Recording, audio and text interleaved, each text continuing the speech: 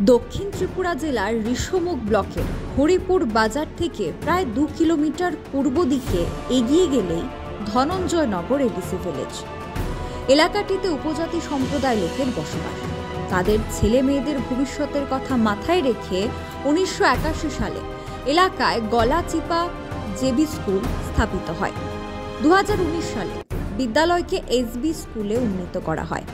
বিদ্যালয়টি বর্তমানে শিক্ষক, শ্রেণীকক্ষ, পানীয় জল, যোগাযোগ ব্যবস্থা সহ নানা সমস্যায় জর্জরিত।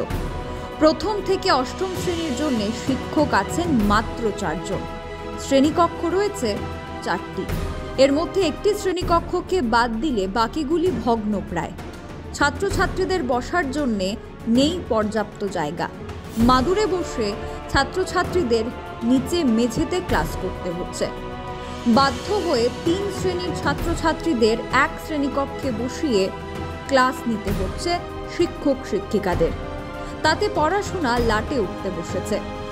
বিদ্যালয়টি অনেকটাই জরাজীর্ণ জঙ্গল জায়গায় অবস্থিত। ফলে বর্ষার মরশুমে জল শ্রেণীকক্ষের মধ্যে ঢুকে পড়ায় পড়াশোনায় ব্যাঘাত ঘটে। বিদ্যালয়ে মিড ডে মিলের রান্নাঘর থাকলেও খাবার কোনো পর্যাপ্ত জায়গা নেই। শ্রেণীকক্ষে বসেই খাওয়াতে হয় ছাত্রছাত্রীদের। পানীয় জলের জন্য সাবমার্সিবল বসানো তো রয়েছে, কিন্তু তা শুধুমাত্রই জাস্ট ফর শোকেস। বিদ্যালয়ের মাঝখান দিয়ে গ্রামের যাওয়ার রাস্তা। এতে জনগণের চলাফেরা করতে হয়। তাতে করে ছাত্রছাত্রীরা অনেকটাই দুর্ভোগে পড়ে। স্কুলের আয়তনও অনেকটাই ছোট। স্কুলের এক পাশ দিয়ে গ্রামের রাস্তা তৈরি করে পরিকল্পনা মাফিক খানিকটা মাটি ভর্তি করে শ্রেণীকক্ষ তৈরি করলে সমস্যার সমাধান হয় বলে দাবি করছেন বিদ্যালয়ের ভারপ্রাপ্ত প্রধান শিক্ষক রঞ্জিত মজুমদার। বিদ্যালয়ের সমস্যা নিয়ে তিনি বিদ্যালয় পরিচালন কমিটি, শিক্ষা দপ্তর, এডিসি প্রশাসন সবাইকে জানিয়েছেন, কিন্তু এখনো পর্যন্ত কেউ তার সমাধান করতে পারেনি। এবারে একটাই প্রশ্ন, রাজ্যের শিক্ষা ব্যবস্থা ঠিক কোন তীরে এসে দাঁড়ালে শিক্ষা দপ্তরের ঘুম ভাঙবে? Bureau report, social Bangla.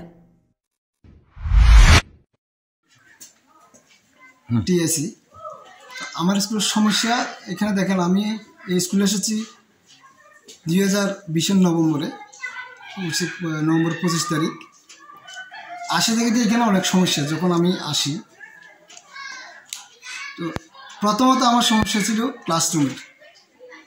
Classroom এখন পর্যন্ত সলভ হয়েছে না, তবে আইএস স্যার আমারও কইছে যে আমাদের ঘর স্যাংশন হয়েছে, ইমিডিয়েটলি হয়তো ঘর কাজ শুরু হয়ে এমন।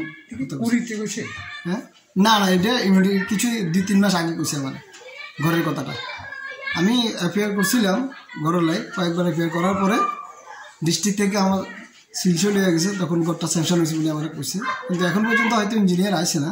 ইঞ্জিনিয়ার আসার কথা ছিল 15-20 দিনের মধ্যে আসার কথা ছিল। আমি ডিসেম্বরে আমাকে ডাকাইছে, 2023 ডিসেম্বরে। তো আমি ডিস্ট্রিক্ট অফিসে গেছি, তখন কইছি তো ইঞ্জিনিয়ার আসবো, ইঞ্জিনিয়ার আসার সাইড দেখে যাবে। তো এখন পর্যন্ত আমি ইঞ্জিনিয়ার আসে না। তৃতীয় সমস্যা, এখানে তো মেন রাস্তাটা দেখতে আছেন, ফিল্ডের উপর দিয়ে রাস্তা আমার, আর এই পুরো গ্রামটা রাস্তা হয়েছে স্কুলের মাঠের উপর দিয়ে। এটা একটা প্রচণ্ড সমস্যা, জানান তো, এটা এসটি এরিয়া, অনেক সমস্যা। তৃতীয়ত আমার রান্নাঘরের যে অবস্থা, একটা ডাইনিং হল এখানে নাই। স্টুডেন্টে খাওয়াইতে হবে আমার বারান্দার বাসায় খাওয়াইতে হবে, না রান্নাঘরে খাওয়াইতে হবে, না ক্লাসরুমে খাওয়াইতে হবে। আপনার ক্লাসে চেয়ার টেবিলে হ্যাঁ, ক্লাসের চেয়ার টেবিলটা প্রচণ্ড সমস্যা। এটা আমি প্রত্যেকবার ইউডিএসে লিখি বা সার্ভে করতে আছি, কিন্তু এখন পর্যন্ত আমার জয়েন্ট বেঞ্চ আইতে আসে না, অনেক সমস্যা।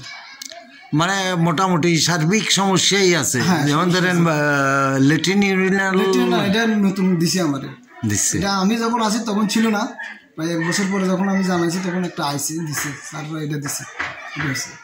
আর জলের ব্যবস্থা আমার এখানে মাঠটু আছে, মাঠটু থেকে আর এখানে নতুন একটা মিনি টিউবওয়েল বসেছে। মিনি টিউবওয়েল লাইটারে এটা জানি কয় ওয়াপুজ সাবমার্স এটা বসেছে, এটা দিয়ে জলটা হয়। বাড়ির ছেলে ডাক্তারি পাশ করে ফিরছে, তাই সেলিব্রেশন চলছে। নানা পদের রান্না,